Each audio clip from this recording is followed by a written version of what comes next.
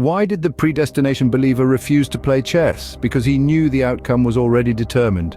Welcome to our channel where we explore fascinating theological concepts. Today we're delving into the intriguing world of predestination. Predestination is a belief that's been around for centuries, deeply rooted in theological lore. It's the notion that God, in his infinite wisdom and power, has predetermined the destiny of each individual. This includes whether one achieves salvation or damnation, all determined before their birth. It's a concept that sparked much debate and discussion, and within this lies a myriad of perspectives and interpretations. So, whether you're a seasoned theologian or a curious newcomer, there's always something new to discover about predestination. As we delve deeper, we'll uncover the complexities and varying perspectives on predestination. Stay tuned as we journey into the heart of this fascinating theological concept. The Bible, a cornerstone of Christian theology, offers some insight into predestination. Within its pages, passages such as Romans 8:29, 30, and Ephesians 1:4-5 provide glimpses into God's foreknowledge and predestination of believers. In Romans it states, "For those God foreknew, he also predestined to be conformed to the image of his Son." Ephesians, on the other hand, tells us he chose us in him before the creation of the world to be holy and blameless in his sight. These passages suggest that God, in his infinite wisdom and foresight, had a divine plan for believers long before their earthly existence. This concept of divine ordination is a recurring theme in discussions on predestination, sparking rich theological debates on the extent and nature of God's sovereignty. These passages form the backbone of the predestination debate, serving as a scriptural basis for both proponents and critics of the doctrine. Let's dive into the Calvinist interpretation, where predestination takes center stage. This perspective, derived from the teachings of John Calvin, places a heavy emphasis on God's sovereignty and his unyielding will. Here, the concept of predestination is not a matter of debate, but a fact. God has unconditionally elected individuals for salvation, and this decision is not based on their merits or actions. It's all about God's grace, freely given, not earned. This belief in God's sovereignty is so strong that it even extends to the idea that our faith itself is a gift from God, not a result of our own decision to believe. This is a view that underscores the absolute power and authority of God, a God who is not influenced by human actions or decisions. In this view, God's will is paramount and unyielding. On the other side of the debate, we have the Arminian perspective. This viewpoint emphasizes human free will and God's predestination based on foreknowledge of individuals' choices. The Arminians argue that God, in his omniscience, knows in advance who will choose to accept his offer of salvation and who will reject it. It is this foreknowledge, they assert, that forms the basis of his predestination. Arminians believe that God's love and justice compel him to offer salvation to all, not just a select few. However, the choice to accept or reject this gift lies entirely with the individual. In this perspective, predestination does not infringe upon human free will, nor does it absolve individuals of responsibility for their actions.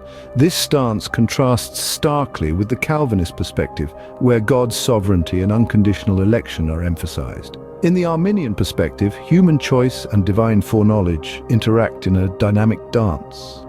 Here, God's foreknowledge is not deterministic, but rather acknowledges the reality of human free will. How does predestination square with divine justice?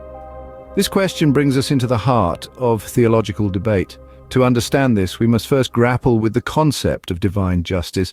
It's the belief that God is fair and just, rewarding good deeds and punishing wrongdoings. So how can God predetermine our fate before we are even born, before we've had the chance to commit any act, good or bad? This apparent contradiction has led to a great deal of theological tension. Critics argue that predestination undermines our accountability, for how can we be held responsible for actions that were predetermined? Supporters, however, suggest that God's omniscience allows him to foresee our choices, making predestination and divine justice compatible. In essence, it's a question of fairness versus sovereignty. Can God be both completely in control and entirely just? This tension is a key point of contention in discussions of predestination. Let's shift gears to explore another potent theological concept: divine judgment. This is the process by which God evaluates human actions and assigns consequences. It's like a divine court where God is the judge, presiding over the cosmos. The concept of divine judgment is deeply rooted in Christian theology. It's the idea that God, in his infinite wisdom and justice, evaluates our actions, our decisions, our hearts, and our souls. Every thought, every word, every deed is under his scrutiny. And based on this divine assessment, God assigns consequences. These could be temporal judgments in this life or eternal judgments in the afterlife. It's a sobering thought, isn't it? That every moment of our existence is subject to divine review. But remember, this judgment is not arbitrary, it's not capricious. It is the ultimate expression of divine justice, the embodiment of God's righteousness. Divine judgment, like predestination, is a significant pillar of Christian theology. But why does God judge? What's the purpose? Now that's a question that's been debated by theologians for centuries. You see, divine judgment isn't just about punishing wrongdoings or rewarding good deeds. It's much more intricate than that. Firstly, divine judgment is about the restoration of justice. It's about righting the wrongs and healing the wounds, not only for the individuals involved, but for the whole of creation. It's about setting things right in a world that often seems so wrong. Secondly, divine judgment serves to vindicate righteousness. It's about asserting the value of goodness and the necessity of moral integrity. It's God's way of saying, yes, goodness matters. Yes, moral actions have consequences. Lastly, divine judgment presents an opportunity for repentance and redemption. It's a wake-up call, a chance to turn away from harmful paths and towards a life of goodness and love. Judgment, then, serves multiple divine purposes.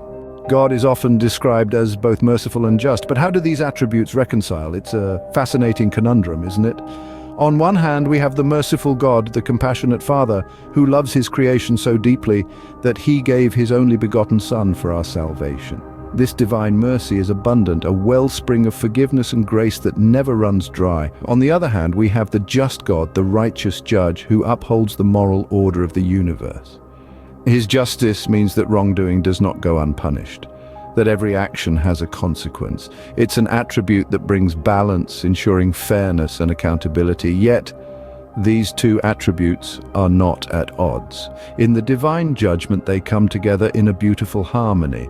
God's justice ensures that sin is dealt with, and his mercy offers forgiveness and redemption.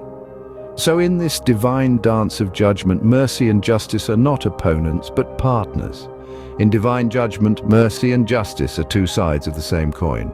There are alternative views on divine judgment worth considering. For instance, let's consider universalism and annihilationism, two perspectives that offer unique takes on divine judgment. Universalism proposes a rather hopeful view, asserting that all individuals, regardless of their earthly actions, will ultimately be reconciled with God. This perspective emphasizes God's infinite mercy and love, asserting that ultimately, no soul is beyond the reach of divine grace. On the other hand, annihilationism provides a different perspective. Instead of eternal damnation, annihilationism proposes that the wicked will cease to exist.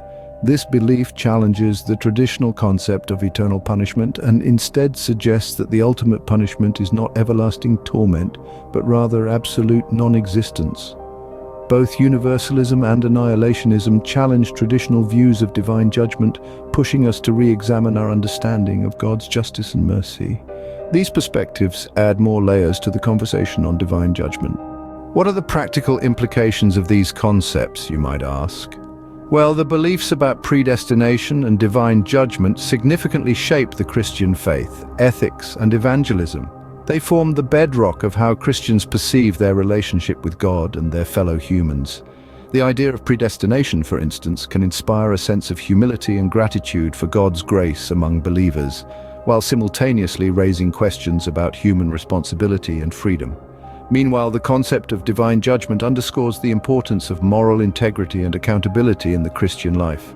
It encourages believers to strive for righteousness, knowing that their actions have eternal significance. Furthermore, these doctrines can influence the way Christians approach evangelism. The urgency of sharing the gospel message could be heightened by the belief in predestination and divine judgment. In conclusion, understanding these concepts can profoundly impact one's approach to faith and life. We've journeyed through complex theological terrain today. We've explored the concept of predestination, delving into the belief that God predetermines the fate of individuals before they are born. We've unpacked the perspectives of both Calvinist and Arminian interpretations, highlighting the balance between God's sovereignty and human free will. We've grappled with the compatibility of predestination with divine justice and delved into the purpose and nature of divine judgment. We've also considered alternative perspectives such as universalism and annihilationism.